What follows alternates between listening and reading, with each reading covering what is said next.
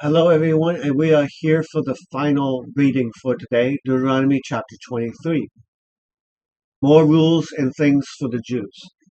Not shall enter one bruised by crushing or severing the genitals into the assembly of Yahweh. Okay, so if your genitals happen to be crushed or bruised, you shall not enter into the congregation of Yahweh. Not shall enter one of illegitimate birth, that would be like incest, into the assembly of Yahweh, even of the generation 10th, so it doesn't matter how far down the line it goes, shall enter of his seed into the assembly of Yahweh. Not shall enter the Ammonite or the Moabite, the assembly of Yahweh, even to the 10th generation, none shall enter the assembly of Yahweh, even to the age, on the account of the matter that not they did meet you with the bread and with the water on the road when you came out of Egypt. So basically, because none of these other peoples tried to help you when the Lord God brought you out of Egypt. Okay? Because they didn't help you, they're not to take part in joining in with the things of the Lord when you came out of Egypt. And because they hired against you Balaam, talk about when that one king hired Balaam, son of Beor, from Pethor in Aram Naharaim, to curse you. That's talking about that story where a king decides to hire Balaam, who was basically not a believer, but and he hired him to curse the Israelites, but instead of cursing the Israelites because Yahweh did not want that to happen, Yahweh forcefully made Balaam speak blessings upon Israel instead of speaking curses. And not was willing Yahweh, your God, to listen to Balaam. So he didn't even want to listen to him. And turned Yahweh, your God, for the curse into a blessing, because loves you Yahweh, your God. Not you shall seek their peace or their prosperity all the days forever. Not you shall abhor, hate, an Edomite, for your brother he is. Not you shall abhor an Egyptian, because a sojourner, a traveler, you were in his land. The sons who are begotten of them, the generation third, may enter into the assembly of Yahweh. So for you and me, it would be like this.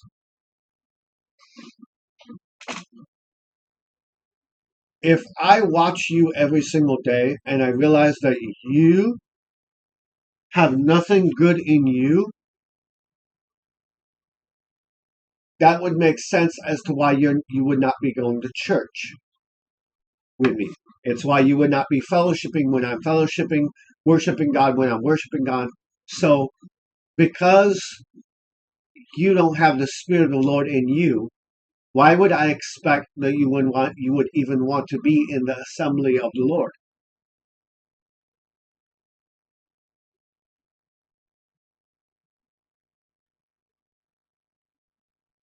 Basically, good fruit, hang out with good fruit. Bad fruit, hang out with bad fruit. Okay? When goes out a camp against your enemies, and keep yourself from everything wicked, if, there's a conditional statement there, if there is among you any man who not is clean, that would be ritualistically, ceremonially clean, for some occurrence in the night, and he shall go to the outside of the camp. Not he shall come in the midst of the camp. So he shall remain on the outskirts. And it shall come to pass at the turning of the evening, when the sun goes down, that he shall wash with water, and at the going in of the sun, he may come into the midst of the camp. So he has to do this preparation. And when the sun goes down, when the next day comes, he can then go in.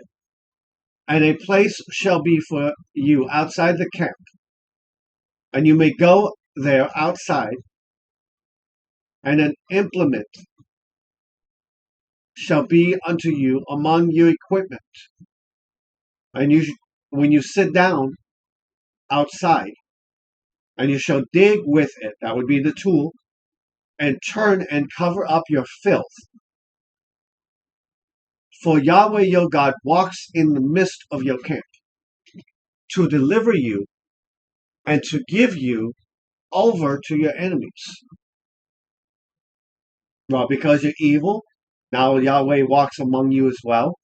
But in this context, he's walking among you to deliver you over to your enemies.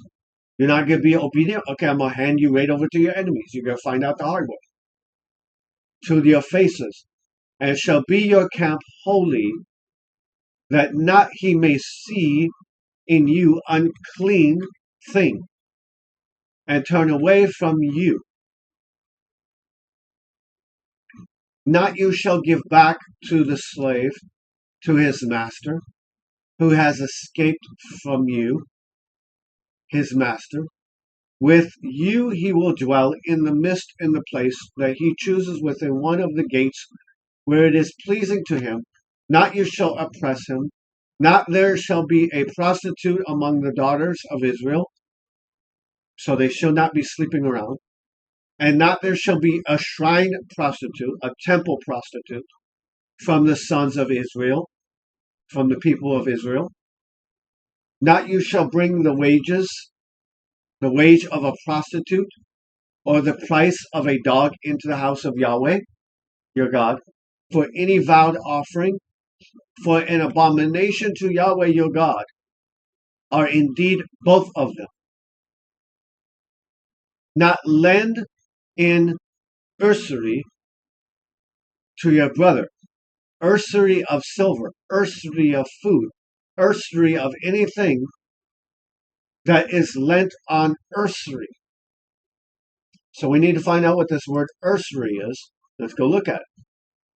Interest, usury, interest. Neshek, interest. Okay. So not there shall be interest to your brother of silver or food or anything that is lent.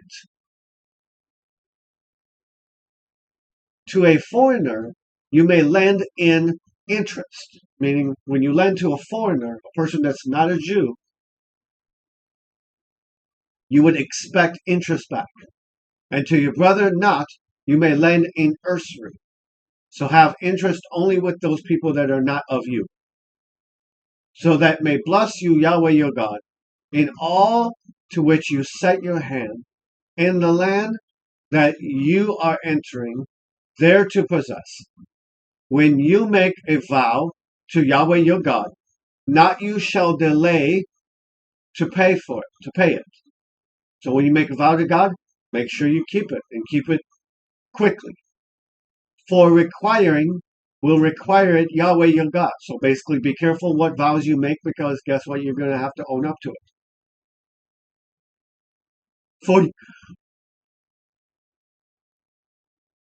For you, it will be in you a sin if you do require it. Okay, so basically when you make a vow to God, do not delay in keeping your vow. So, hey God, I promise to do this and do this if this happens. And then God comes through and he does this.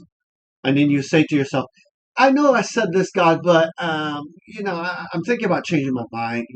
I don't really feel like doing it because now you're neglecting to do what is right, and now it's a sin. Okay, but if you abstain from vowing, if you keep yourself from vowing, not it shall be in you sin.